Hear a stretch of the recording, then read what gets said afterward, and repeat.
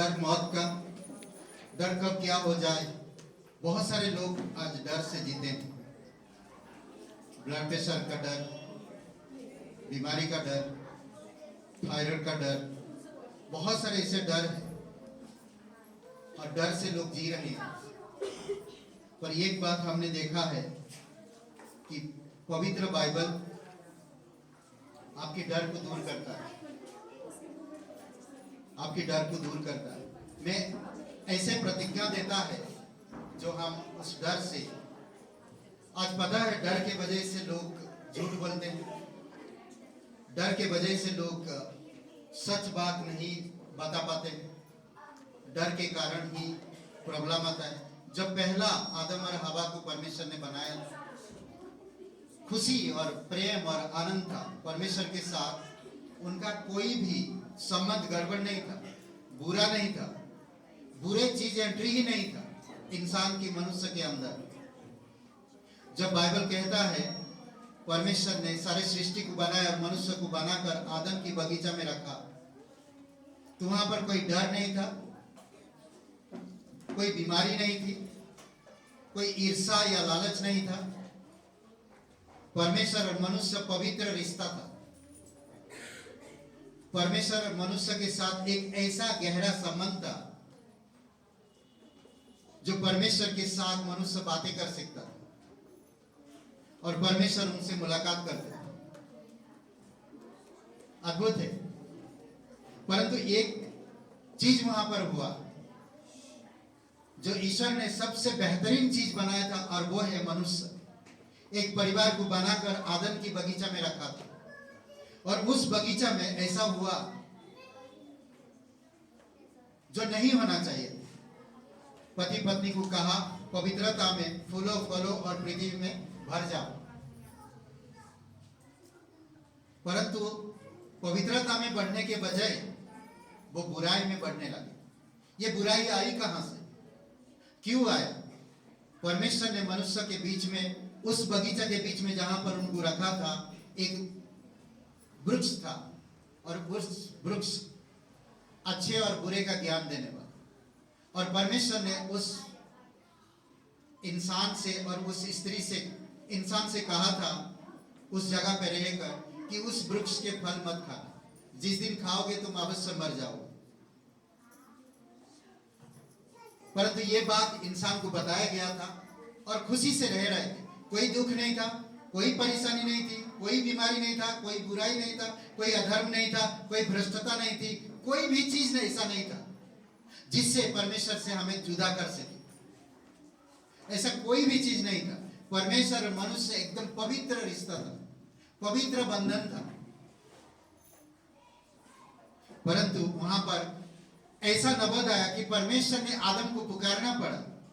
जो आदमी को बनाया था, उस आदमी को उसने पुकारा, आदम आदम तुम कहां हो?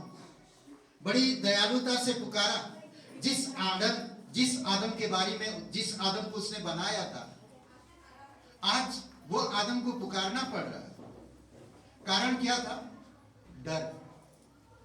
ये डर आया कैसे?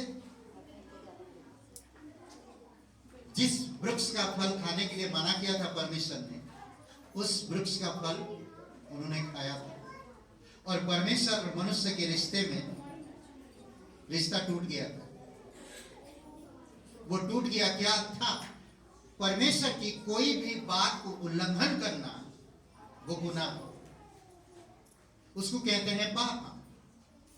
ईश्वर सारी सृष्टि को बनाया, इंसान को भी बनाया, और इंसान को एक ऐसी जगह पर दिया जहां पर समृद्धि है, सुख है, शांति है, प्रेम है। कोई भी चीज की परेशानी जरूरत नहीं थी, परेशानी होने की। आज हर एक इंसान अपने पेट को पालने के लिए, समृद्धि पाने के लिए कितना कड़ी मेहनत करते हैं। उस समय परमेश्वर मनुष्य के पास जो रिश्ता था, वो रिश्ते में कोई भी मेहनत नहीं थी। इस बगीचा का देखभाल करो बिना खटके। अगर आप उत्पत्ति का किताब पढ़े हैं बाइबल में, बिना खटके तुम इसका आनंद उठा सकते हो। परमेश्वर ने कहा। पर इंसान को कहते हैं ना, जिस चीज को जो माना, आज मैंने बहुत सारे बच्चों से पूछा कि आज्ञाएं क्यों होती, व्यवस्था क्यों होता, नियम क्यों बनाया जाता है। तो आज हर एक बच्चे से मैंने यही पूछा कि हमें सतर्क रहने या सावधान रहने के लिए बनाया जाता है। ये नहीं कहा, उन्होंने कहा तोड़ने के लिए।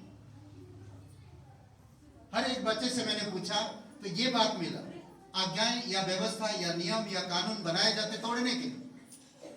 कानून तोड़ने के लिए नहीं बनाया जाता, हमें सुरक्षा के लिए बनाया जाता है। अगर उस बगीचा में एक कानून दिया परमेश्वर कि उस बीचों बीच, जो बगीचे के बीचों बीच अच्छे और बुरे के ज्ञान के वृक्ष को मत खाना, मत छूना, परंतु उन्होंने कहा उस दिन से जब वो फल खाया, परमेश्वर और मनुष्य के रिश्ता टूट गया। अब इस रिश्ता को बनाने के लिए जो भी आदम और हवा से आप और मैं, हमारी विरासत में वो गुनाह आया है। और जो कोई भी इंसान पैदा होता है पति पत्नी के संबंध से, वो गुनहगार है। फिर जैसे जैसे बढ़ता वो ऑटोमेटिकली झूठ बोलने लगता है। वहां पर जब गुनाह किए वो लोग, तो वो लोग छुपे, उन लोग को पता चला कि हम लोग नंगे हैं। उन लोग को पता चला, जब तक वो परमेश्वर के साथ थे तब तक उनको मालूम नहीं था कि हम लोग कैसे जी रहे हैं। परमेश्वर और उनके साथ, परमेश्वर को कहा खुश रहो, शांति था। कोई दोष लगाना, कोई आरोप लगाना, कोई विरोध करना, कोई ईर्ष्या रखना नहीं था। परंतु जब वो फल खाए और परमेश्वर का आज्ञा का उल्लंघन किया, तभी उनकी कमजोरी उन्हें पता चला कि हम परमेश्वर की रिश्ता हमारा टूट गया और फिर वो छुप रहे थे। तो परमेश्वर उनको जब आया तो उसकी पैर की आवाज सुनकर वो लोग डर गए और डरने के बाद वो लोग छुपे और परमेश्वर ने उनको आवाज दी, कहा आदम आदम तुम कहां।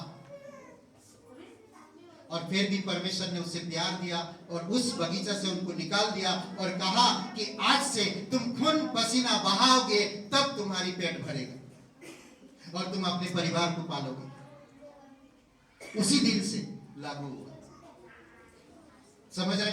आज हर एक इंसान काम अगर नहीं करेगा, खून पसीना नहीं बहाएगा, तो वो भोजन नहीं मिलेगा। आज इसीलिए इंसान की रेस में, मानवता की रेस में आज हर एक इंसान कड़ी मेहनत कर रहा है, चाहे वो कहीं का भी हो, चाहे वो किसी भी धर्म का हो, चाहे वो किसी भी मजहब का हो, चाहे वो किसी को भी मानता हो, कड़ी मेहनत करना ही पड़ता है।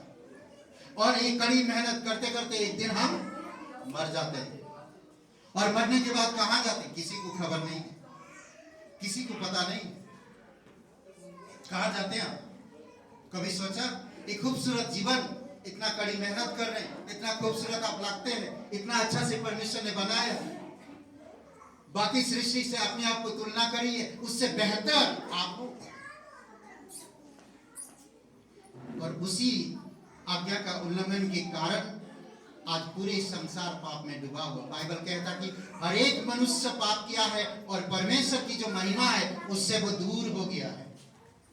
इसी कारण से परमेश्वर ने योजना बनाया कि पाप में जो इंसान मर रहे हैं, मैं उनको बचाने के लिए स्वर्ग छोड़कर इस धरती पर मानव का रूप लेकर आऊंगा। यीशु मसीह 100% मनुष्य और 100% परमेश्वर, और वो मानव का रूप लेकर आया। और हम देखते छोटे से चरनी पर पैदा हुआ और परमेश्वर ने जिस तरह से लोगों के साथ बातें कर रहा था नबियों के द्वारा, पहले के लोगों के, पहले जमाने के द्वारा, नबियों के द्वारा, बाइबल में आप बताता है अलग अलग लोगों के द्वारा बातें किया, फिर बाद में अपने पुत्र के द्वारा बातें किया। उसका पुत्र इस धरती पर आकर अलग अलग तरह से अद्भुत चमत्कार किए हैं। लोगों ने कहा, धर्मगुरु लोगों ने कहा कि प्रभु यीशु तू जो कर रहा है ये अगर परमेश्वर नहीं होगा तो इस प्रकार नहीं कर सकता। लोगों ने प्रमाण दिया, लोगों ने कहा, और उसने अंधों को आंखें दिया, 4 दिन मरे हुए इंसान को जिंदा किया, आंधी तूफानों को शांत किया, पानी के ऊपर चला।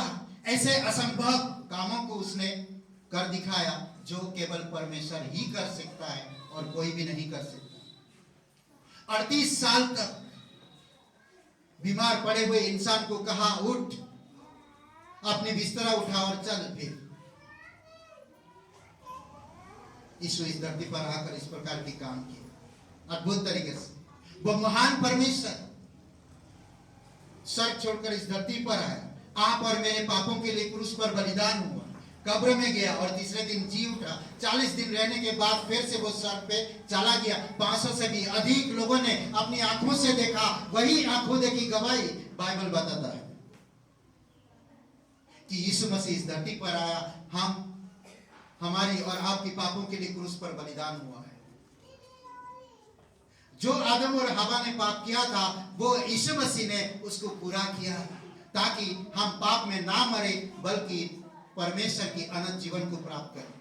परमेश्वर नहीं चाहता कि कोई इंसान मरे, पर आज पता है जब जब पाप आता, जब जब हम झूठ बोलते, घमंड, अहंकारी, व्यभिचार, चोर, खून खराबा, ईर्ष्या, लड़ाई झगड़ा, ये सब कहां से आ रहा? ये कौन पैदा कर रहा? इसका परिणाम है आज्ञा उल्लंघन। आज प्रकृति में लोग क्या कह रहे हैं, भौतिक लोग क्या कहते हैं?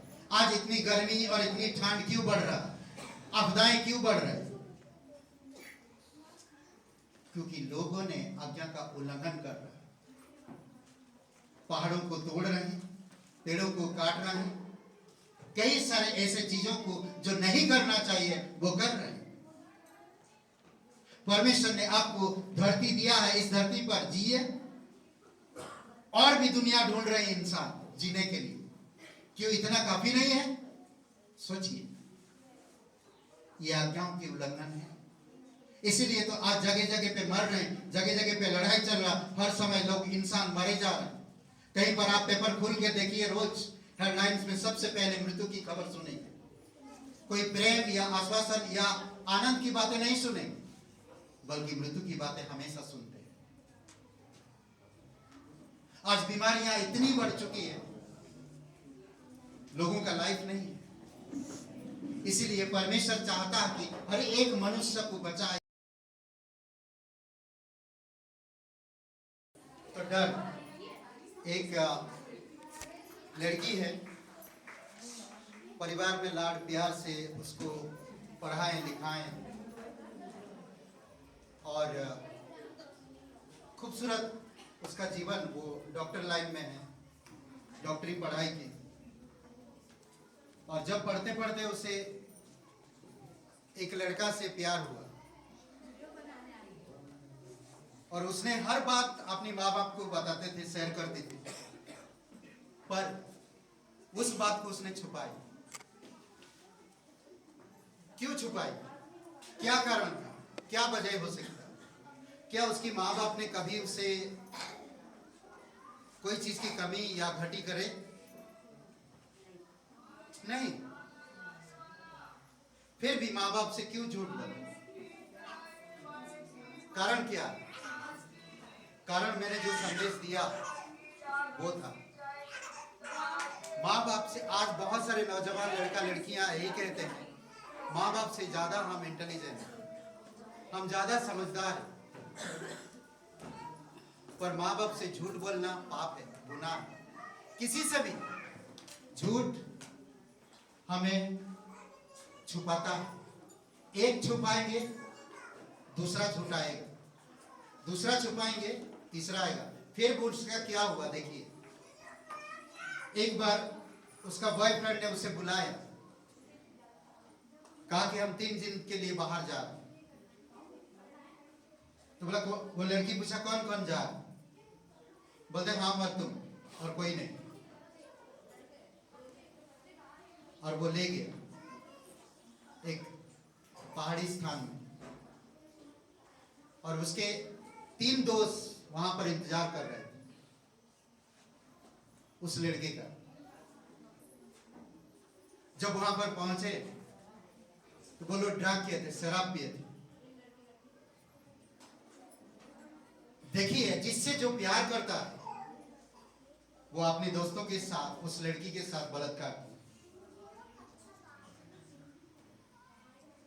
और फिर उसको इतना ही नहीं बल्कि उसको पहाड़ से ढकल दिया। उसकी माँ बाप जीते जी मर गए ना,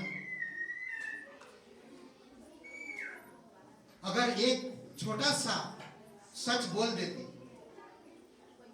एक झूठ कि एक लड़का से प्यार करता हूं, माँ बाप से ये बात सच अगर बता देते, शायद माँ बाप थोड़ा सा डांटते, मगर वो लड़की नहीं सुनी। ऐसा कई सारे लोग हैं आज समाज में, झूठ का शिकार, धोखे का शिकार होकर अपनी आत्महत्या कर लेते हैं। कारण ये सब डर के वजह से। सच बोल देंगे तो मेरी माँ बाप वो चीजें करने नहीं देंगे, डर। मेरी माँ बाप मुझे उस तरह नहीं समझते जिस तरह मेरे दोस्त समझते। आज कहीं पर भी किसी से भी बात करिए, बच्चे अपनी दोस्तों की मानेंगे, माँ बाप की नहीं। क्यों ऐसा हो रहा? समाज इतनी बेरहम क्यों होते जा रहा? आज नौजवान क्यों इतनी ढीठ और हठीले होते जा रहे? इतनी बीमारियां क्यों होते जा रही? झूठ। लोग आज झूठ का शिकार होते हैं, लोग आज फंसाते हैं, लोग आज आपको मीठी मीठी बातें करके आपकी रुपया हड़प लेते हैं। कई सारे ऐसे दुष्व्यवहार हो रहा है। इसीलिए डर के कारण, वही डर को परमेश्वर दूर करने के लिए वो वादा करता बाइबल में। वही डर, एक वचन कहता है डरो मत। परमेश्वर कहता ये छुटकारे का वचन है, हमें उस डर से छुड़ाएगा जब हम सच बोलते हैं। सच बोलने से आपको आजादी मिलती है, आराम मिलता है, सुकून मिलता है। जब झूठ बोलते हैं, आराम सुकून को आप खो देते हैं। समझ रहे हैं? कोई भी पति पत्नी, अगर पति या पत्नी अगर झूठ का शिकार हुए तो एक दूसरे से कभी झूठ मत बोलिए। माँ बाप अगर बच्चे से झूठ बोलने लगे तो बच्चे कल वही माँ बाप झूठ बोलेंगे। कुछ संपत्ति को बोलते, क्या बोलते हैं, सम्मति पाने के लिए मुझे झूठ नहीं बोलना। झूठ होता है। या मैं किसी के प्राण को बचाने के लिए झूठ नहीं बोलना है, भले उसका प्राण तकलीफ में है, फिर भी मैं सच का सामना करूं। समझ रहे हैं? यशायाह 43 और वचन 1 में कहता, ये छुटकारे का वचन है। परमेश्वर आपसे वादा करता है, कहता कि हे इज़राइल तेरा रचने वाला और हे याकूब तेरा सृजनहार यहोवा अब यह कहता है, मत डर, क्योंकि मैंने तुझे छुड़ा लिया है, मैंने तुझे नाम लेकर बुलाया है, तू मेरा ही है।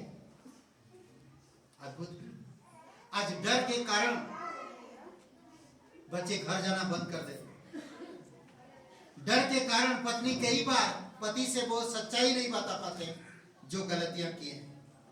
कई बार पति पत्नी से वो सच्चाई नहीं बता पाते जो गलतियां की हैं, डर के कारण।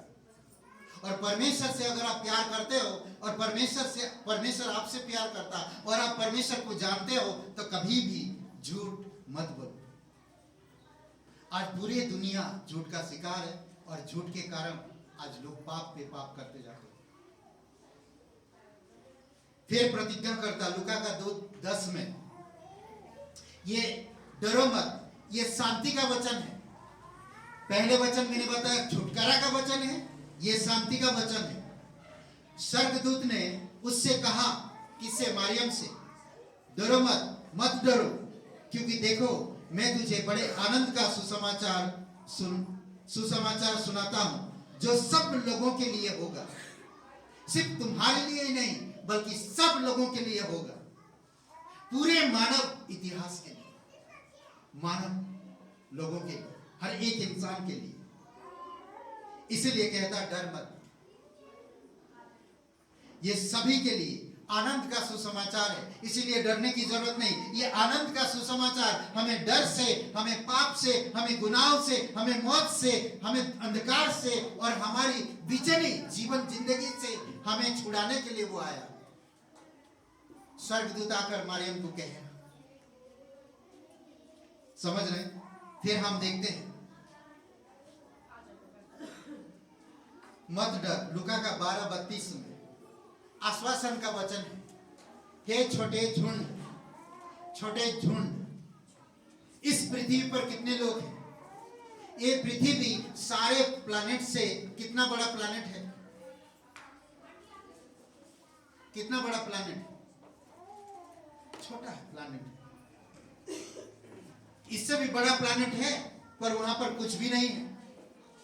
मंगल ग्रह, शनि ग्रह, कई सारे ऐसे ग्रह हैं जो पृथ्वी से बहुत दुगना बड़े, बहुत बड़े।